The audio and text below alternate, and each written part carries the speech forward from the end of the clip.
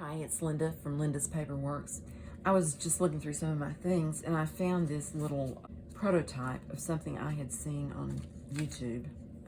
I'm sorry, I don't remember whose channel I saw this on. I wish I did. But it was late at night and I came in my craft room, which is also the guest room, and I quickly folded up a piece of paper and put this pocket on here. Made the tab to go on the index card to put in the pocket. And what it is, it makes this little envelope-like piece of writing paper that makes its own pocket and its closure, and also has this index card on here to hold it closed and to be a writing space. And I just thought it was so cute and simple and easy to do. So I thought we'd make one of these today. I pulled out some things to make it with.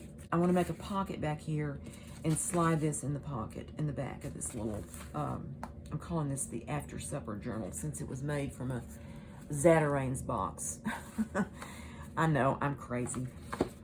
Anyway, I thought we'd do this and just make a cute little, I wish I knew what this is even called, a cutie boo. I made it smaller than the prototype I did because this little journal is so small. And so this one is it's 8.5 by 11. You just use half a sheet of paper, 8.5 by 11 paper, and fold it in thirds and then put this torn piece on here. Very, very simple, but since I wanted to make mine smaller, I did a little bit of measuring and a little bit of cutting down. So I came up with this piece, which is 6 3/4 by about 5, just slightly under 5 inches. And I mainly did it that size so that I would have plenty of room to make a pocket with the glue line and slip this in the pocket without having any problems there. So, okay, I folded this already. I folded it up and left a little bit of space there, and then have this flap that comes down this way. And the next thing I want to do is make the pocket that goes on the bottom part of this. And I'm going to make it fairly shallow. But this is that embossed paper that I used on this little tag that I made. This is glued down to this, so it's not in danger of cracking or anything on this tag. But I want to glue it to something to stabilize it because this paper is kind of fragile with those deep embossed lines on it. So I thought it would be cute to put a little bit of brown paper sticking up above it. Somebody else I saw did this on YouTube, and I thought it was very cute. So I'm just going to glue it down to this brown paper and then tear it and cut it to be the right size to go on this. So that's what I'm going to do, is just do some gluing. If I can get my glue up. So I probably need a glue page here. I use all the stuff out of the pharmacy packaging, but it makes good glue pages. Okay, I want to make sure I get this right side up this time. It goes like that. And I have my torn edge here. Now I'm going to have a little bit of glue on that's going to stick up above there. That's not going to be too good, but we'll just let it dry and I think it'll be okay. I have to wait a bit for that to dry. So, okay. Now I want to have this come up about there. Like that. So I think about right across there would be good. And I think I'm just going to try to tear this across there with my ruler. Let's see how that goes. Once this paper is embossed, it gets a little bit hard to tear. You would think it'd be easier to tear. It doesn't tear straight, is what I'm trying to say. It's not happy with me. There we go. And I don't mind that it's got a little bit of brown showing there. I think that'll be fine. I may not even make it to the page. So, I think I'll take this side off first. I may just cut that off. I can cut it off a little more, I think.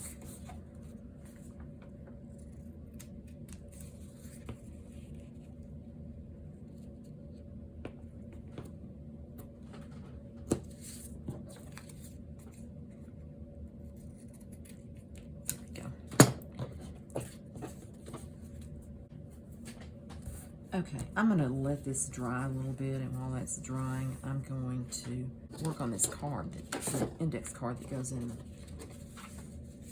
that pocket when it's finished. Set this aside. This is a standard like 3x5 card, and I marked about 3/4 of an inch of the length off and about 1/2 inch of the depth. So I'm just going to use my ruler and my knife and cut this back.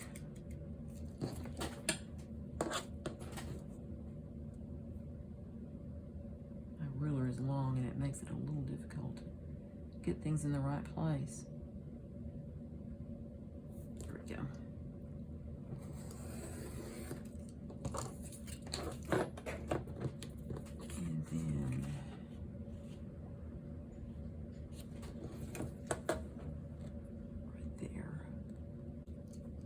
Could have just torn this off, I suppose, and had a rough edge on it. Would have been fine. Sometimes I forget to do that. It's the preciseness that I learned from my mother. Okay, that looks pretty good. I'm gonna erase that pencil mark right there. And that one. And I think I'll clip the corners on the card and make it look a little more exciting. I'm not sure exciting is the right word. A little more fun. There we go. It doesn't look exactly straight to me. Well, maybe it is. I don't know.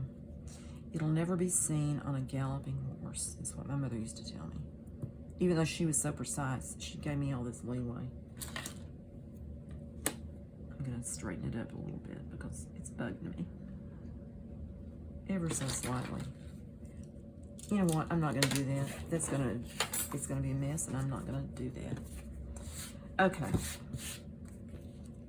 I made this little tab to go on here, and what I did is I just took this scrapbooking paper that I used in the back on the inside of this little journal to make the inside cover, and I tore a corner off of it, and then I just tore around it and folded it in a shape I thought would be a good shape for it. I think I'm going to tear that little sticky out corner there back the other way a little bit. Okay. And I think since I have been using some ink to go around the edges, I'm going to put some brown around that tab to just dress it up a little bit. I'm using Vintage Photo Distress Oxide Ink. And I saw something yesterday. All this time, I've not really understood the difference between, this is made by Ranger, but it's a Tim Holtz product. And if you don't know who Tim Holtz is, he is a designer. And I guess he works for a variety of companies developing all kinds of things like stamps and die cuts and distress inks and just all kinds of things to use in crafting. And so what I was going to say is, I read something about the Distress Oxide. There is a Distress Oxide ink, and then there is also a Distress ink kind. And what I found out is that the Distress Oxide is opaque, and it will cover, it has kind of a dusty look to it. I've noticed, especially with the blue Stormy Sky one, this dusty look that you can't see. Like if you had this design on here, you could cover that little dot up with it.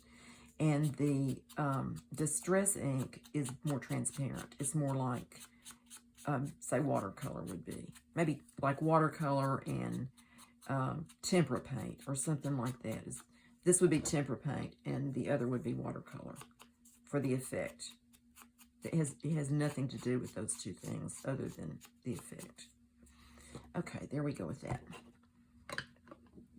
And I think I'm going to go around the edge of this with the blue. And this is probably going to make noise, so I may just speed it up and take out the sound when I edit.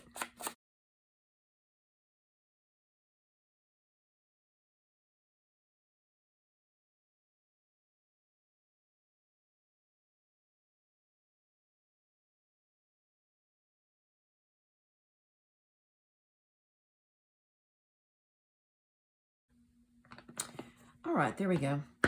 I also think I'm going to put a stamp on here, the same roses that I used on this card that I made for, I'm sorry, I'm out off screen. On this card, that rose stamp for this card that went in here. I think I'll use it on this one too, just for fun. Kind of continuity for the whole book. Or, it came out of this collection, so I could use that also, would be cute. That little wreath stamp. And I've seen, oh dear, what is her name? Under the Night Moon, I think is her name, her channel name.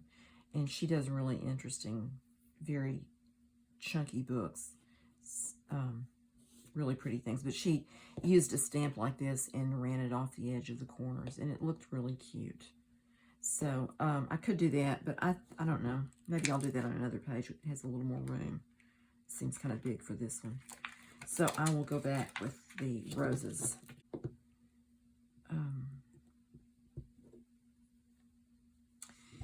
So since this is going to be up on this corner, I think I'll put the roses down here, and it'll be hidden when it's in place. And we'll be a little surprised when the card's pulled out of the pocket.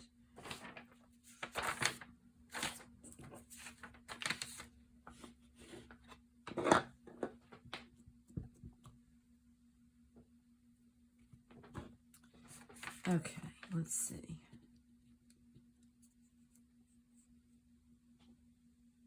I'll do it right there. There we go. I think that looks cute.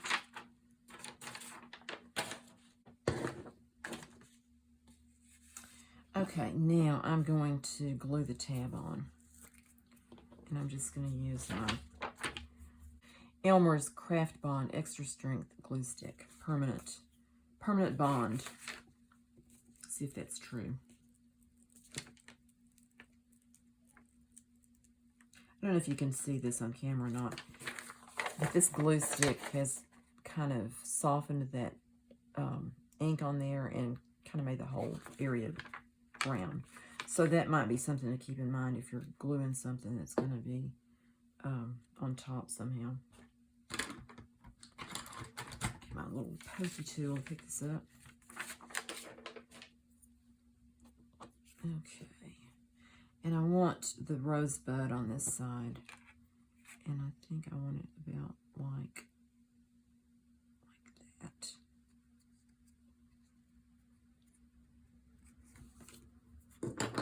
And where is my baby wipe?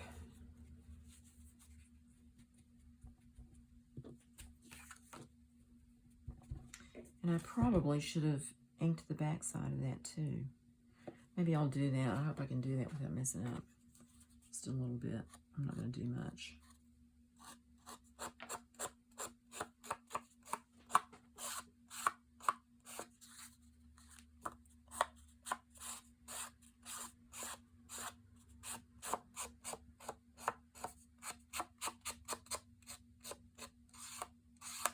Okay, there we go. Now, do we want a little word or something on here? Maybe right down here. I put hope on the other one, so let's see. I think I'll find the one that says laugh. Or love or live. We'll go with laugh. Why not?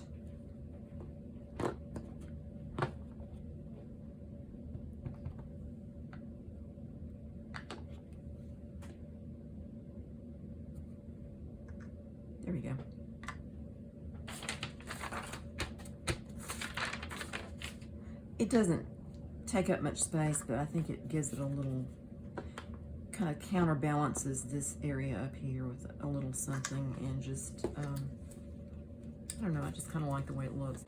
It adds a little extra something. Okay, our card is ready, and I think this is, that's dry now, so we can glue this down on the little folder. See how far up that comes.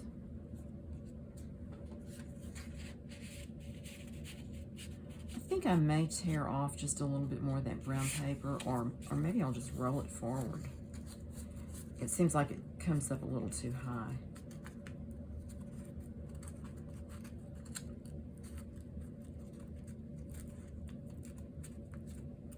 Just give it a little messy look there.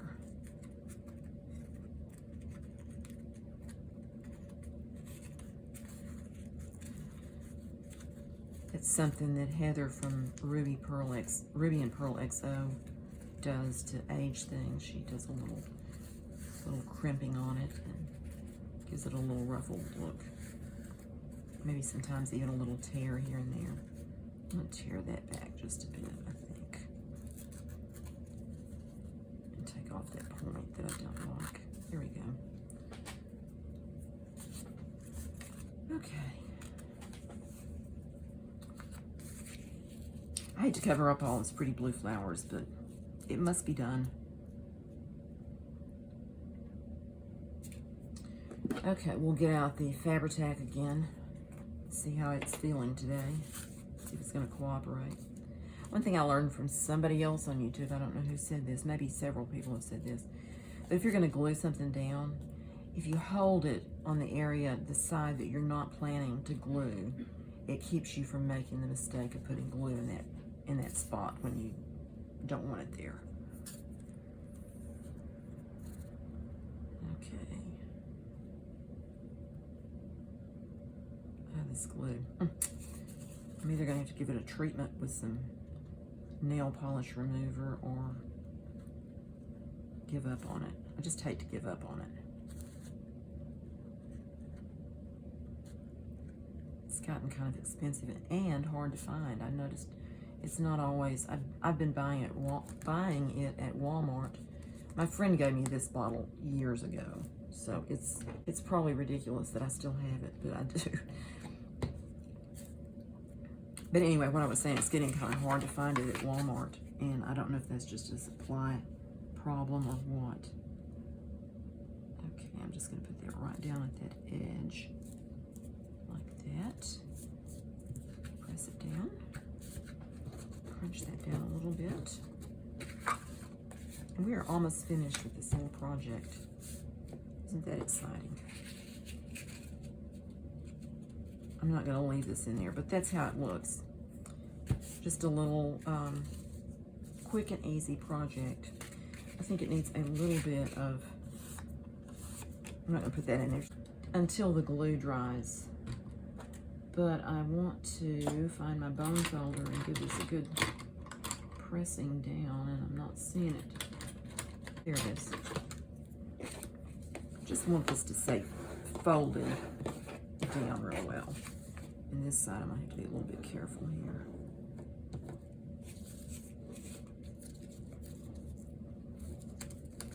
I'm going to tear that just a little bit right there and then just kind of fold it back on those sides. Just a little more difference there. There we go. Okay. And there is our little, I don't know what to call this. I wish I knew who had done it, and I call it what she called it. But it was somebody I hadn't watched very much at all. So I don't remember who it was. A little pocket folder thing. So anyway, I'm going to put a pocket in the back of that book, and I'll put a picture at the end of how it looks in the book. Thanks so much for watching. I hope you enjoyed this, and we'll make some little pocket